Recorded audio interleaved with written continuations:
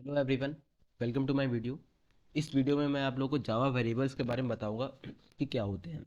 जावा variables एक तरीके के आपका कंटेनर्स की तरह काम करते हैं, जो कि वैल्यूज़ को होल्ड करते हैं जब आपका प्रोग्राम एग्जीक्यूट होता है। वैल्यूज़ को होल्ड कैसे करते हैं वो भी मैं बता रहा हूँ आपको। जैसे कि मैंने कोई एक वेरिएबल ले लिया ए, उसमें मुझे 10 इनपुट कराना है। मैंने 10 इनपुट कराया तो वो किसी एक मेमोरी लोकेशन पर सेव होगा जाके, और उस मेमोरी लोकेशन का नाम होगा जो मैंने वेरिएबल को नाम दिया है ए। उस मेमोरी लोकेशन का नाम वो वेरिएबल का नाम है, और उसके अंदर जो 10 है वो मेरा वैल्यू है। जावा में वेरिएबल्स लिखा कैसे जाता है? जावा में वेरिएबल्स में सबसे पहले हमको एक डेटा टाइप लिखना पड़ेगा, जिस भी डेटा टाइप का बनाना चाहें आप, इंटीजर का, फ्लोट का, कैरेक्टर का, बूलियन का, स्ट्रिंग का, जिसका भी आप बनाना चाहें उसका बना सकते हैं। एक डेटा टाइप देना पड़ेगा, उसके बाद एक वेरिएबल देना पड़ेगा। जो आपको दे देना चाहें वो दे सकते हैं। जैसे कि ये आप देख सकते हैं, ये जो सिंटेक्स में बनाया है वो, ये सिंटेक्स है जावा में वेरिएबल को डिक्लेयर करने का और इनिशियलाइज करने का। जो मैंने A10 दिया है वो किसी न किसी रैम में, वो रैम में किसी न किसी जगह पर सेव होगा, किसी न किसी मेमोरी पर सेव होगा। उस मेमोरी लोकेशन पर जो भी एड्रेस होगा, ठीक है, उस एड्रेस को हमने एक नाम दे दिया है ए। जब भी वो ए को देखेगा तो सबसे पहले वो उस ही मेमोरी एड्रेस, मेमोरी लोकेशन पर जाएगा जहाँ पर ए होगा।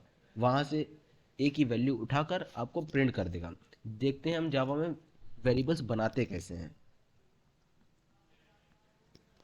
देखते हैं।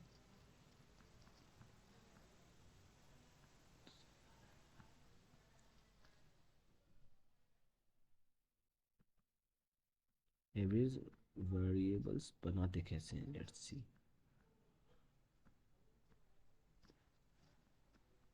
इंटेलिजी आइडिया खोल लेता हूँ मैं अपना।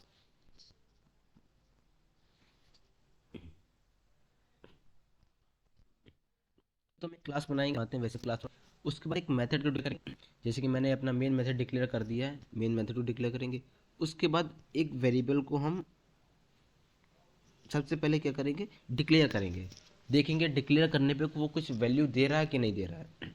जैसे कि मैंने इसमें एक वैल्यू को डिक्लेयर किया और मैंने ए को प्रिंट करा दिया, ए को डिक्लेयर किया और प्रिंट करा दिया। ये सिंटेक्स है सिर्फ डिक्लेरेशन का, ये सिंटेक्स है डिक्लेरेशन नॉट इनिशियलाइजेशन का। ये सिंटेक्स सिर्फ डिक्लेरेशन का है।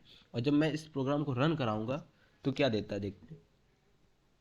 तो ये आपको एक एरर देगा कि variable might not have been initialise, कि आपने वेरिएबल को जो है इनिशियलाइज नहीं किया है। तो आप सबसे पहले इस वेरिएबल को इनिशियलाइज कराएं। जावा में आप जो भी वेरिएबल लेंगे उसको आपको इनिशियलाइज कराना ही कराना पड़ेगा। अगर आप चाहें कि हम इनिशियलाइज ना कराएं और ऐसे ही वो काम कर जाए या कुछ भी वैल्यू रिटर्न कर दे, तो ऐसा नहीं होता है। जैसे C++ में हम क्या करते हैं, एक वेरिएबल दे दिए और हमको उसको प्रिंट कराना है, तो वो कुछ भी वैल्यू रिटर्न कर देता था, कुछ भी वैल्यू, ए 1 2 3 5 कुछ भी वैल्यू रिटर्न करता था उसमें, क्योंकि गार्बेज वैल्यू आ जाती थी। लेकिन जावा में वेरिएबल में कोई भी गार्बेज वैल्यू नहीं आती है। आपको इसको इनिशियलाइज कराना ही कराना पड़ेगा। मैंने 19 दे दिया, अब रन कराता हूँ तो वो 19 उसने प्रिंट कर दिया। इसका मतलब क्या हुआ, जावा में कोई भी वेरिएबल हम देंगे उसको हमको इनिशियलाइज प्रोग्राम में कराना ही कराना पड़ेगा। इट इज़ इम्पॉर्टेंट, ये ज़रूरी ही है। ये नहीं कराएंगे तो हमारा प्रोग्राम में एरर जनरेट कर देगा। ठीक है। आई होप कि मुझे आप लोगों को इतना समझ में आया होगा वेरिएबल्स क्या होता है। और गाइस, जावा में 3 तरीके के वेरिएबल्स होते हैं आपके: लोकल वेरिएबल, इंस्टेंस वेरिएबल, आपका स्टैटिक वेरिएबल। ये तीनों की अलग अलग फंक्शनैलिटी है, ये तीनों अलग अलग काम करते हैं। ये तीनों मैं अगली वीडियो में बताऊंगा आप लोगों को। Till then keep learning. आप लोग इस वीडियो को अच्छे से देखिएगा। अगर कहीं पर भी नहीं समझ में आया तो कमेंट में लिख दीजिएगा कि सर, भैया आप थोड़ा सा यहाँ पर गलती है, प्लीज़ करेक्ट इट। ठीक है ना? So thank you for seeing my video. Thank you everyone.